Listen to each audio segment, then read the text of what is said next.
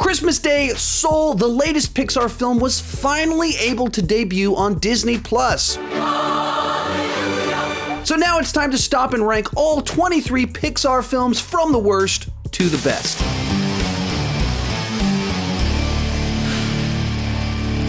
Hi, my name is Sean, and I started this channel because I was driving everyone around me crazy talking about movies way too much. If you can relate, you're probably in the right place, and consider clicking that subscribe button. With that in mind, go ahead and join me down below in the comment section. Share your ranking of all 23 Pixar films. My list isn't the right list, it's just my list, and I would love to see yours. With that said, let's get started. Coming in last place is Cars 2. This is easily the biggest misfire from Pixar. It feels like a direct-to-video sequel, but it's not as good as the actual direct-to-video sequels. Here I am. Now, the visuals here are amazing as always, but everything else, yikes. It abandons the sport racing genre of the first film and replaces it with a spy thriller. It sidelines the lead character of the first film and takes the plucky side character and puts him front and center. All of it just feels like cheap gimmicks to try and appeal to the lowest common denominator and the youngest audience members. Not a great plan. It probably would have worked better if it simply was a Mater spin-off film, but as is, it feels like they're trying to just cram Lightning McQueen into the spy film, and it's a bizarre mix that simply does not work. I like pickles, I like ice cream, I don't like pickles in my ice cream.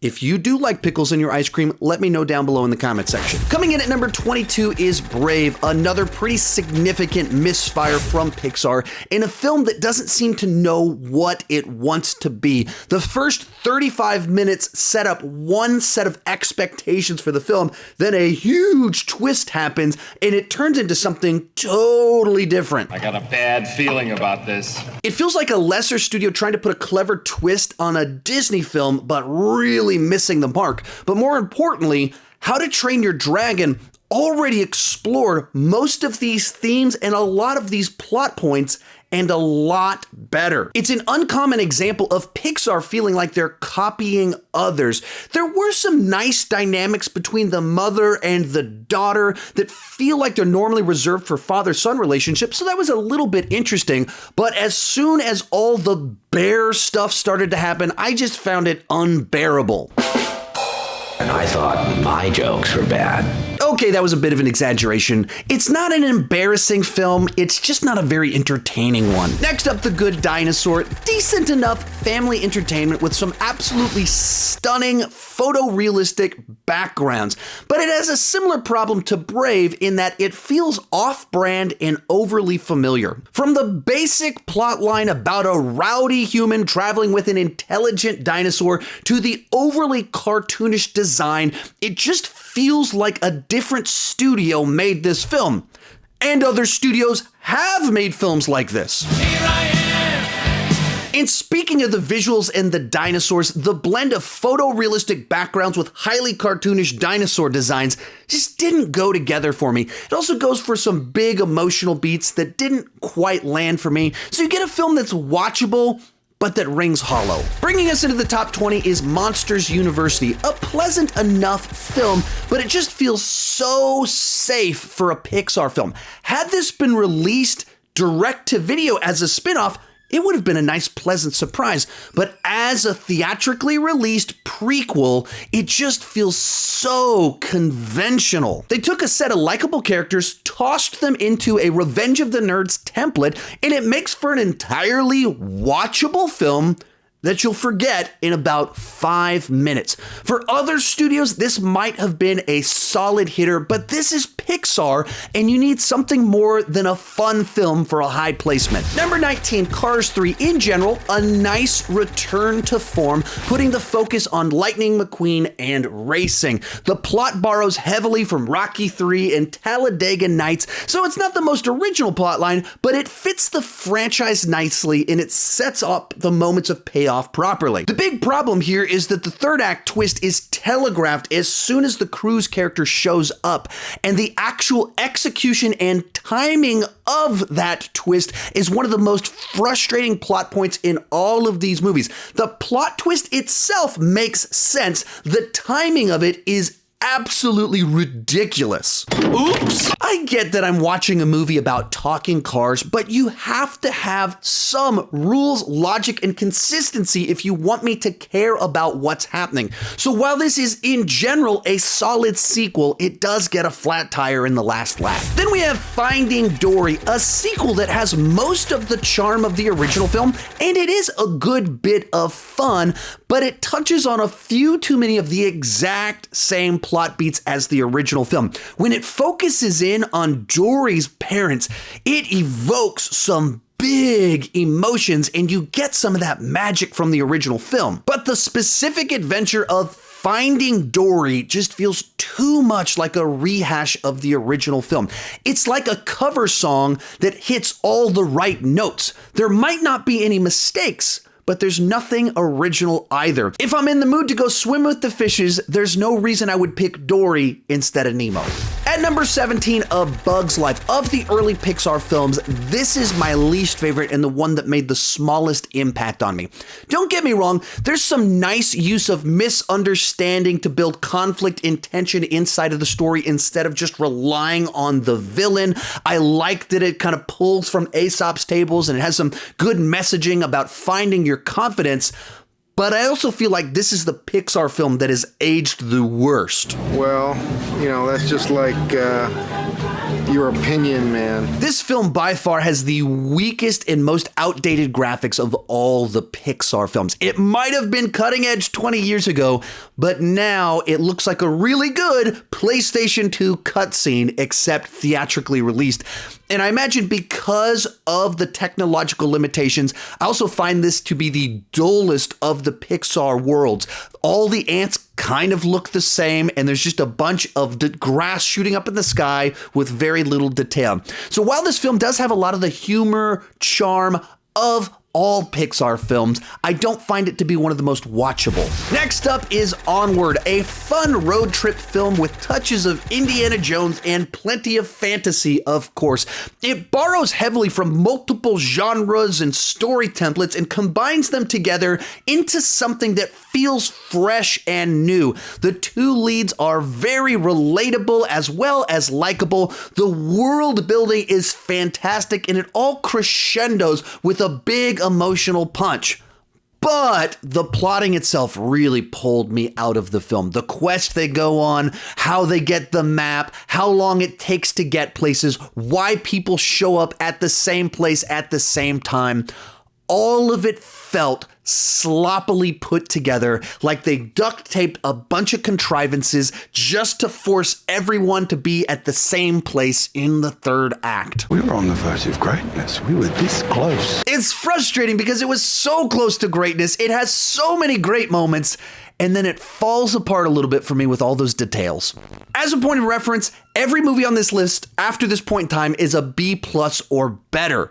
Pixar has made a staggering number of very good to excellent films. So when your personal favorite is at number 13, it's still a very good movie. This is just a very competitive ranking.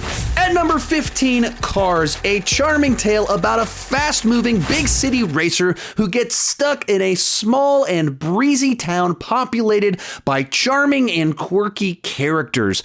The themes about humility and American nostalgia are simple yet effective, and the race sequences are as dynamic and as exciting as you would expect from Pixar. It does suffer a bit for me because Lightning McQueen is too insufferable in the first half of the film, and they don't give him enough redeeming qualities until we start going too late into the film, and I do think it drags a bit in the middle. It doesn't hit the emotional depths of some of the films higher on this list, but it hits enough right notes to be one of the more rewatchable Pixar films. Next up is Coco, a delightful film about the afterlife. Movies about death normally aren't called delightful, that explores family responsibility, regret, and passion, all while showing a real love for music. pick. Now, this is one that has a very loyal and passionate fan base that loves to disagree with me about my placement down below in the comment section. Is that like a personal attack or something? The low placement is more a statement about how good Pixar is rather than anything specifically wrong with the film.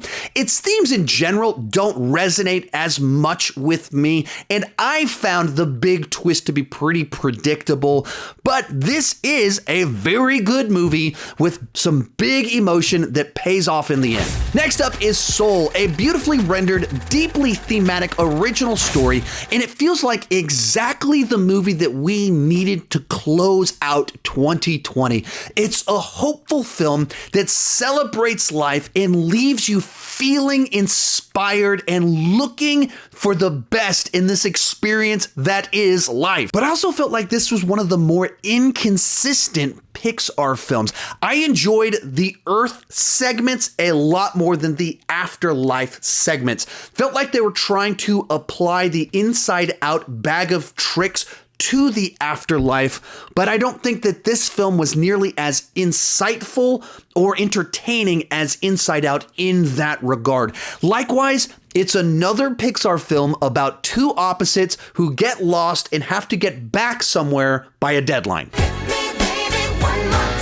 To me, it worked best as a celebration of life rather than as a study of the afterlife. But this was the right movie at the right time. Number 12, Ratatouille, a weird concept for a movie about a rat who is trained by a ghost to cook food by remote controlling a man by pulling his hair. Wow, that was weird. Turns out to be a film with shockingly down-to-earth themes about living up to societal expectations, legacy, and pursuing your passion. Brad Bird finds a way to use this strange story to explore such relatable ideas and experiences, all while filling it with dynamic set pieces. While I fully respect what Brad Bird did with this film, this isn't one I personally choose to put on quite all that often, but my kids put it on very frequently. Then we have Up. The first 10 minutes of this film is a masterclass in visual storytelling, as it tells the life and love story of two people where you see their highs, their lows, and their regrets, and you understand all of it. You feel all of it, and it doesn't need to use any words. Excellent!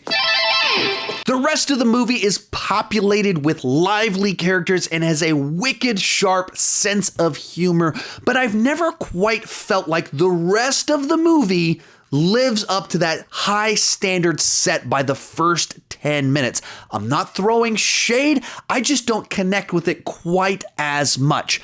But if this, Ratatouille, and Coco are this low on the list, that just tells you how many extraordinary films Pixar has made. Bringing us into the top 10 is Wall-E. The first half of this film is essentially a 21st century silent film, but it still manages to be just as engaging, emotional, and heartfelt as any Pixar film, and that is almost entirely because of the characterization of Wall-E, who manages to be relatable, funny, and endearing without needing to say any words. Then the movie throws a big curveball and takes things into space and has something to say. As much as the first half of the film took its time with the character moments, the second half goes into full action mode with tension, conflict, and even a heroic sacrifice. Now, the miracle here is that the two halves actually feel like they go together.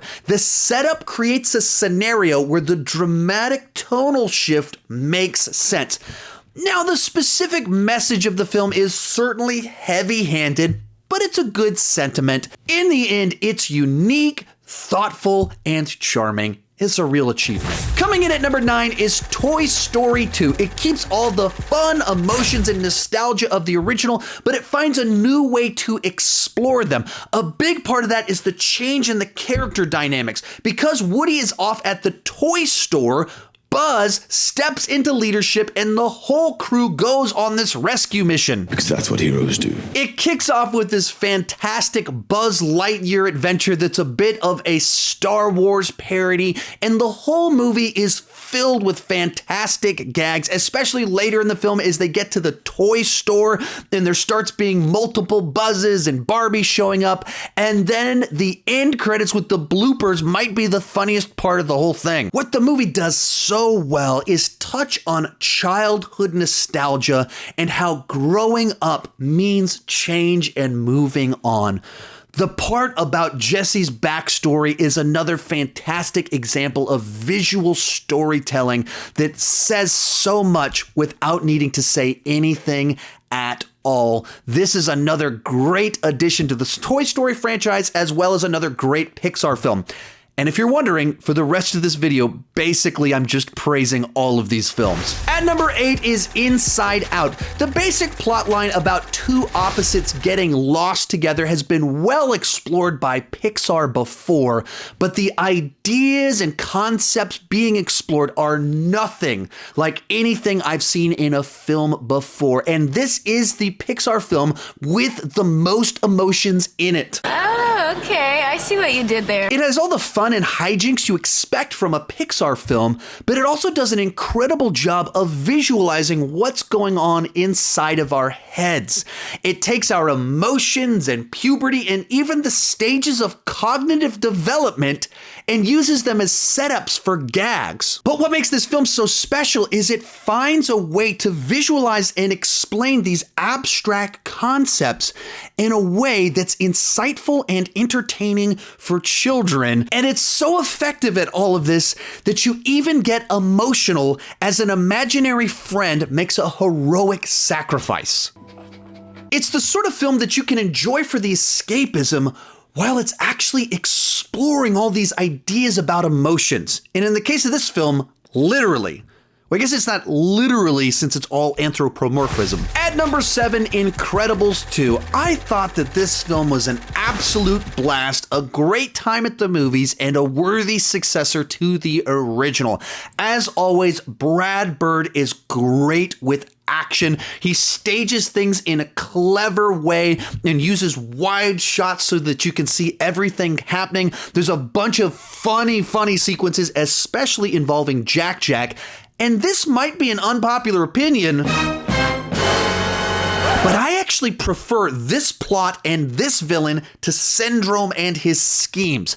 Now, it's not as groundbreaking, fresh, or thematically satisfying as the original, but it's just a real pleasure to be back in this world with these characters. Next up, Toy Story 3. Once again, Pixar breaks the odds and gives us another sequel that equals the original.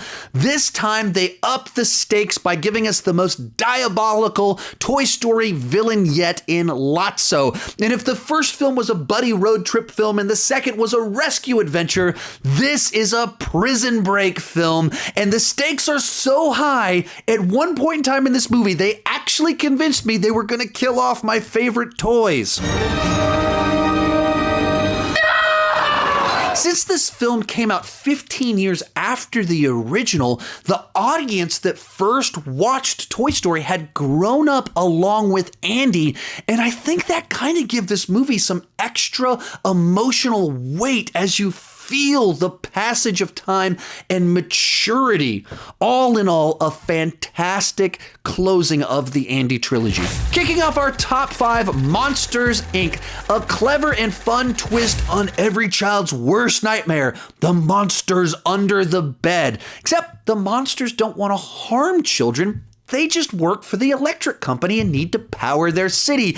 At its core, you have one of the best duos in all of the Pixar films, that they're just so fun and have amazing chemistry and banter. And of course, Boo is absolutely adorable. This film does what so many Pixar films do so well, that it takes the familiar, turns it on its head, and fills it with highly likable, highly relatable characters that you actually care about, all leading to an incredibly satisfying conclusion. Coming in at number 4 is The Incredibles, another dazzling achievement from Brad Bird. What this film does so well is combining an original superhero story with a family drama that you actually care about, and then wraps it in this retro spy aesthetic that just makes for something unlike anything else we've ever seen before, while still being incredibly accessible and feeling just familiar enough. Awesome! The score is phenomenal, and as always with Brad Bird, the action is great.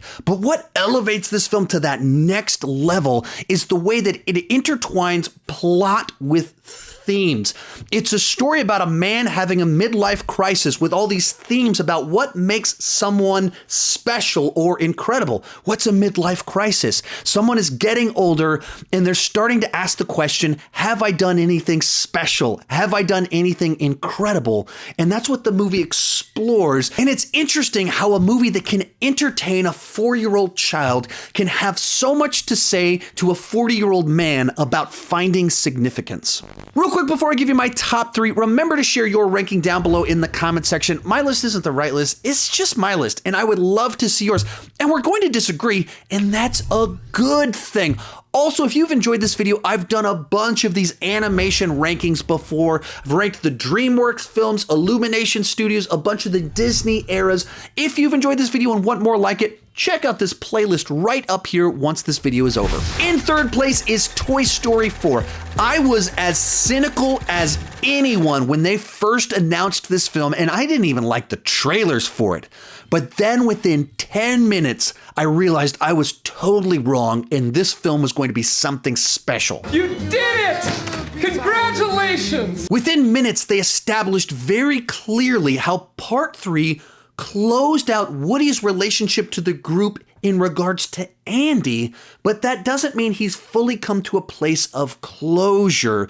And this movie explores Woody and puts him front and center as the hero, and while he still has all of his faults and insecurities, they're seen through the lens of his strengths. Add to the mix, we get some new characters like Forky, Duke Kaboom, and the stuffed animals. They're all scene stealers and really funny.